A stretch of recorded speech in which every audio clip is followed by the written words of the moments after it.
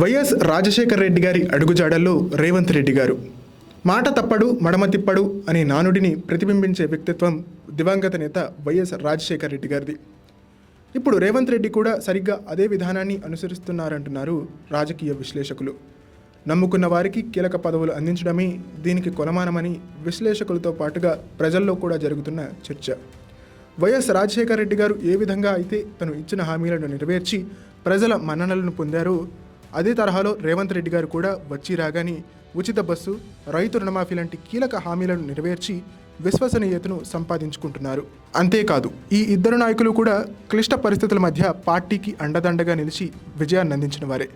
1994, 1999 ఘోర ఓటములను చవిచూసిన కాంగ్రెస్ పార్టీకి కొత్త ఊపిరిలోది 2004 ఎన్నికల్లో ఘన విజయాన్ని అందించింది వైఎస్ రాజశేఖర రెడ్డి గారి పాదయాత్ర.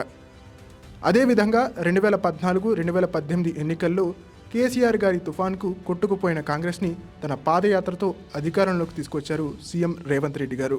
ఈ ఇద్దరు నాయకులకి సమకాలీన సీనియర్లతో విభేదాలు ఉన్నప్పటికీ వారిని కలుపుకుపోతూ పార్టీకి విజయాన్ని అందించారు ఈ ఇద్దరు నాయకులు కూడా.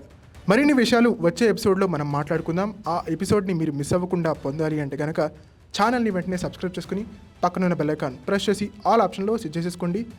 స్టే ట్యూన్ టు వేదిక.